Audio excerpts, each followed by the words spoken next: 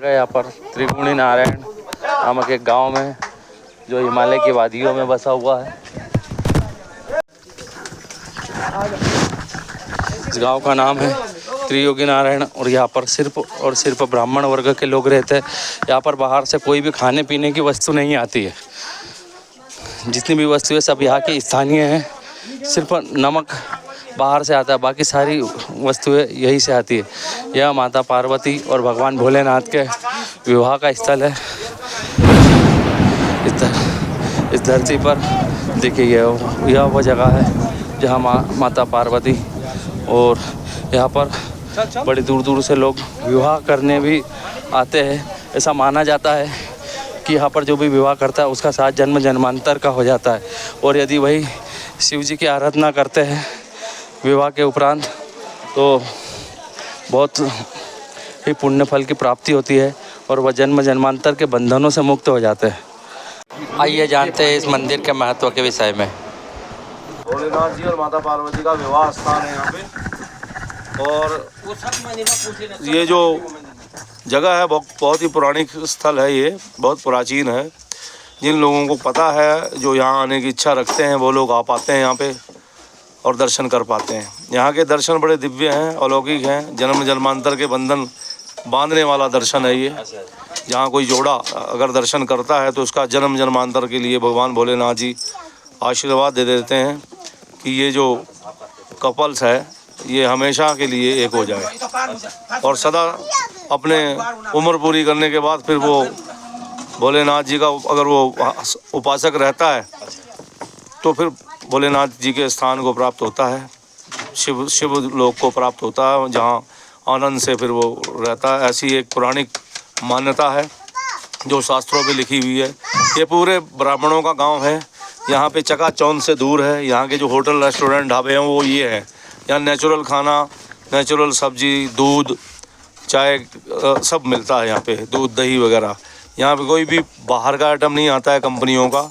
बस जो कुछ भी है इस गांव में जो है वो है, सिर्फ नमक बाहर से आता है, बाकी सब यहीं होता है। बहुत बहुत धन्यवाद। आप सभी का स्वागत है त्रियोगी नारायण में। बहुत अच्छी जानकारी दी आपने, धन्यवाद आपका। यहाँ बहुत अच्छी सुविधा है और यह पूरा की पूरा गांव ब्राह्मणों का है। यहाँ पर ब्राह्मण के अलावा कोई भी नहीं रहता है। बहुत कम आबादी का जगह है पर हिमालय की वादियों में बसा हुआ यह बहुत खूबसूरत गांव है और भगवान शिव के उपासना स्थली है। भगवान शिव का यहाँ पर निवास स्थान है। यह स्थान ब्रह्म कुंड है और देखिए यह दिव्य शिला जहाँ पर माता पार्वती और भोलेनाथ के बैठने का स्थान है। यहीं पर माता पार्वती और भोलेनाथ का मंडप हुआ था। साथ में आगे चलते हैं और ये देखिए यहाँ पर दिव्य और अलौकिक माता अन्नपूर्णा का मंदिर है जो धन धान्य की देवी है और हमेशा घर में अन्न के भंडार भर के रखती है। यह भोलेनाथ का शिव मंदिर है और देखिए यहाँ पर यह अखंड ज्योति जल रही है जो त्रेता युग से लगातार जल रही है। 3 युगों के इसने दर्शन कर लिए हैं और यह बहुत ही अलौकिक जगह है। और यहाँ पर देखिए नवागंतुक जोड़े और पुराने जो शादीशुदा व्यक्ति है उन लोगों को भी यहाँ पर विवाह की व्यवस्था। स्थापत्य कला की दृष्टि से यह मंदिर केदारनाथ मंदिर की तर्ज पर ही बना है। कहा जाता है कि इस मंदिर का निर्माण आद्य गुरु शंकराचार्य जी द्वारा करवाया गया था। यह वही दिव्य और अलौकिक हवन कुंड है जिसके फेरे माता पार्वती और भोलेनाथ शिव ने अपने विवाह के दौरान लिए थे और यह तभी से यह हवन कुंड प्रज्वलित है। यहाँ आने वाले लोग यहाँ पर थोड़ी थोड़ी लकड़ी डालते हैं और जिससे यह हवन कुंड अनवरत जलता चला आ रहा है। बर्फ़बारी के समय जब यहाँ पर श्रद्धालु नहीं आते हैं तो यही गांव के लोग इस अग्नि को प्रज्वलित रखते हैं और यह बहुत ही दिव्य हवन कुंड है जिसमें सबसे प्राचीन विवाह का उल्लेख है। और इसी हवन कुंड की अग्नि को साक्षी मानकर माता पार्वती ने भगवान भोलेनाथ से विवाह किया था।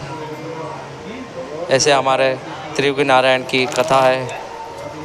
देखिए यहाँ पर आने वाले जोड़ों की रीवेंडिंग भी की जाती है जो कि यहाँ के स्थानीय ब्राह्मण वर्ग द्वारा करवाई जाती है जो कि नाम मात्र के शुल्क पर होती है। इस मंदिर पर 4 दिव्य और अलौकिक कुंड विद्यमान हैं। पहला है ब्रह्म कुंड, जिससे यह मान्यता है कि यहाँ पर जब बाबा भोलेनाथ का विवाह हुआ था तो सभी देवताओं ने स्नान किया था। साथ ही यहाँ पर विष्णु कुंड है, यह भी स्नान के लिए है। और इसके साथ ही रुद्र कुंड है और माता सरस्वती का सरस्वती कुंड है। आइए जानते हैं माता पार्वती के विवाह और इस अलौकिक दिव्य अखंड ज्योति और भगवान त्रियुगी नारायण के कथा के विषय में, कैसे यहाँ पर भगवान ने 3 युग बिताए हैं।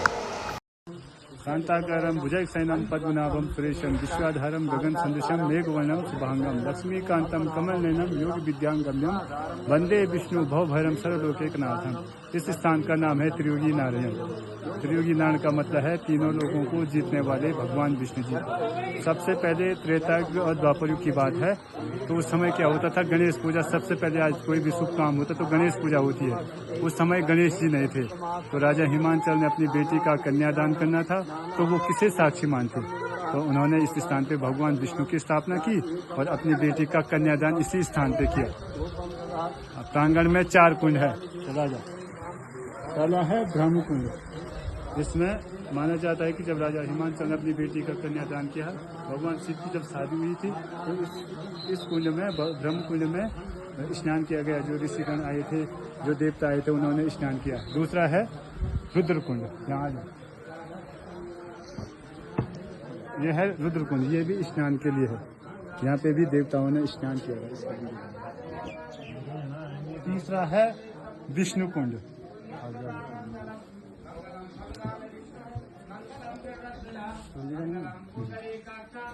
माना जाता है इस जल से आंतरिक बीमारियां, कैंसर जैसी बीमारियां दूर होती है। कहीं लोग पानी के लिए यहाँ पर पहुँचते हैं।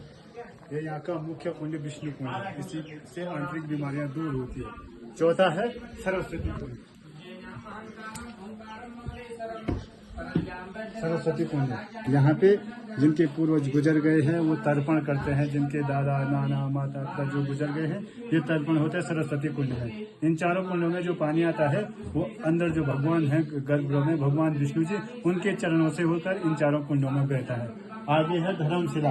ये कन्यादान की मुख्य जगह। यहीं पे राजा हिमांचल ने अपनी बेटी का दान, मोर, मोती, वस्त्र, आभूषण और 125 लाख गायों का दान किया था। आपको वहीं पे ले चलेंगे। ये मुख्य जगह है कन्यादान की। यहीं पे कन्यादान हुआ था। विग्रह का फूटा है, ये नीचे लगा दो। यहीं पे गाय 100 लाख। ओम त्र्यंबक, यहाँ लगाओ। हाँ, ओम त्र्यंबकम यज्ञामहे शिवा। बाकी यहाँ पे लोग शादी के बंधनों में बनता है। कोई सालगिरह मनाता है, कोई शादी करता है, कोई परिवार की तरफ से जोड़े में पूजा करता है। ये यहाँ का सूक्ष्म परिचय है। इसके बाद थोड़ा आगे चलेंगे, वहाँ पे थोड़ा मंदिर के बारे में बताएंगे।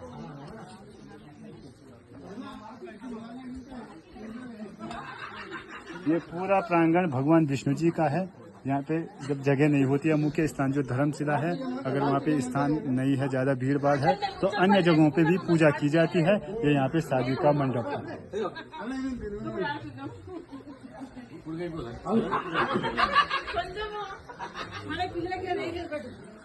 यहाँ पे अंदर 3 युग से धनंजय नाम की अग्नि जलती है। भगवान जी ने वहीं पे 7 फेरे दिए थे। वहाँ पे 3 युग से धूनी जलती है और अभी भी वो ऐसे, जैसे त्रेता युग द्वापर, ऐसे अभी भी वो प्रज्वलित है। हम लोगों का ये फर्ज बनता है, उसमें एक एक लकड़ी डाल के उसको जीवित रखना पड़ता है। जब यहाँ पे यात्रा नहीं होती है तब हम लोग उसको जीवित रखते हैं। बाकी यहाँ का मुख्य प्रसादी यहाँ का भस्म है, उससे छल कपट, किसी की बुरी नजर सब दूर होती है। ये यहाँ का सूक्ष्म परिचय है। बोलिए त्रियुगी नारायण भगवान की।